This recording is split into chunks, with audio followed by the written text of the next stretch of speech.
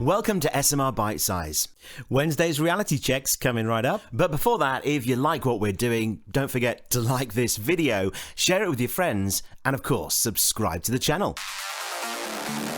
Every Wednesday on SMR Bitesize, we try to cut away the chaff to get to the kernel of truth within, if there is one. And in the case of Boris Johnson's WhatsApp messages and handwritten notes made during the COVID pandemic, well, right now, none of us know what that is. But we're going to do our best to figure out who's hiding what, and more importantly, why. Baroness Heather Hallett, the chair of the COVID inquiry, has given the Cabinet Office an extension, a little bit longer, to come up with those unredacted WhatsApp messages, diary entries and handwritten notes made by former Prime Minister Boris Johnson during the COVID pandemic. The new deadline, 4 p.m, Thursday the 1st of June. In fact, she's so determined to get her hands on whatever information they hold that she's prepared to take the government to court to do so. And if she does, I'd imagine she'll win. But the government's not playing ball, claiming that the information that she's after is unambiguously irrelevant. This is Prime Minister Rishi Sunak's response just yesterday.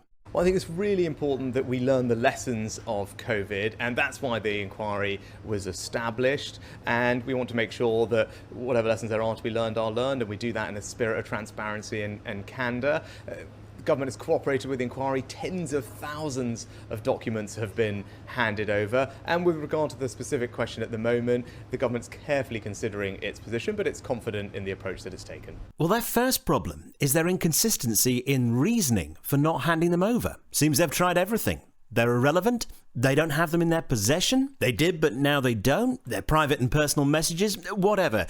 In a surprise move, Johnson's handed all of it over to the Cabinet Office today. But all this is a sideshow. It's window dressing. And comedian Omid Jalili summed it up perfectly in this tweet. There's nothing in these WhatsApp messages of any relevance, which is why we're doing everything we can to keep you from seeing them. Think of it like this. Imagine a police officer turning up at the scene of a burglary to discover to his relief that the entire area was covered by a high-tech network of high-specification CCTV cameras. Obviously, he asked for the footage for the entire day of the burglary from every camera angle. But imagine his surprise when the owner of the premises says to him, well, you can have most of it, but there's this one camera, it's not picked up anything of interest. In fact, what it has picked up is unambiguously irrelevant, so you can't have that. Well, if that were the case, I don't see a successful prosecution anywhere in the future, do you? And perhaps it's a successful prosecution that Rishi Sunak's government will do anything they can to avoid.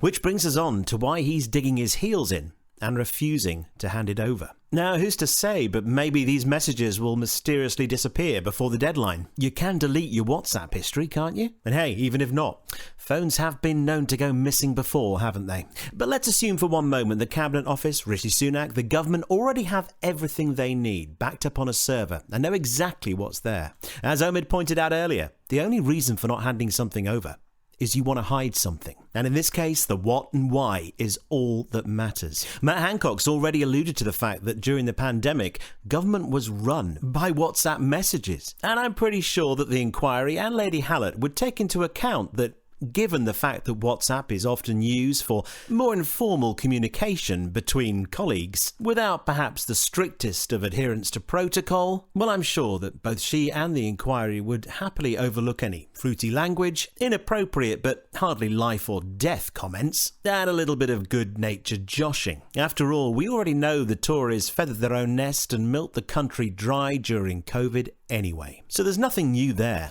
Would the government really be prepared to go to court to hide something we already know? Maybe. There are still quite a few unanswered questions on that front too.